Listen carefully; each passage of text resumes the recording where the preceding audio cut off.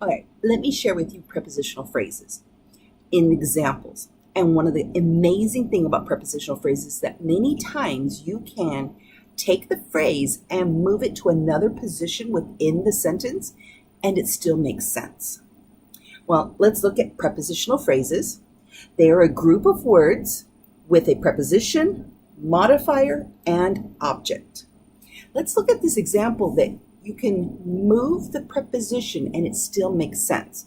Now there's times where no, it needs to stay there because it's modifying that object near it or the idea. So let's look. I've underlined the prepositional phrases in this sentence. For 100 years, giving the time, the chair sat, there's the base of the sentence, in the attic. Location, specific location. Now, you can move these and say it by moving the preposition and it still makes sense. For 100 years, in the attic, the chair sat. The chair sat in the attic for 100 years. It makes sense. Usually poets are really good at moving these prepositions around to put flavor, put ideas and more emphasis within their ideas of poetry. Let's look at our next example. Can this preposition move and still make sense? Well, the rabbits hopped is your base sentence. But where? Through the perfectly manicured garden. The rabbits hopped through the perfectly manicured garden.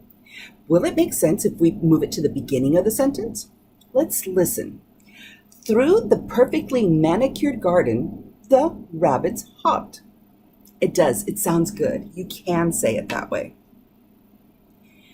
Let's look at this one. Will it make sense to move the prepositional phrase into another place? Here, it's in the middle of the sentence. The cupcake is yours will be the base sentence. The cupcake with colorful sprinkles is yours. Sounds good. Perfect sentence because with colorful sprinkles is modifying cupcake. Does it make sense moving it? This time, no, because it's modifying cupcake.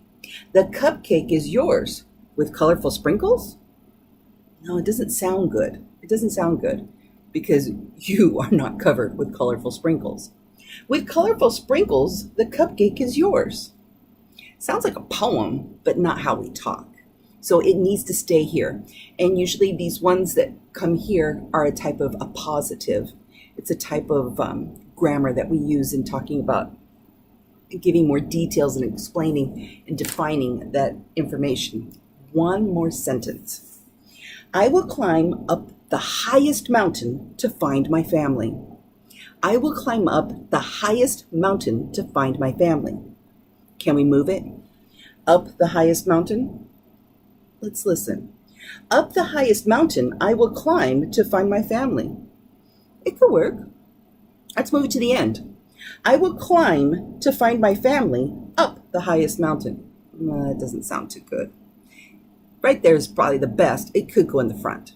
So these are examples of prepositions and how they can be placed within different parts of the sentence and still make sense and then not placed in different parts of the sentences because it doesn't make sense. I hope this helps.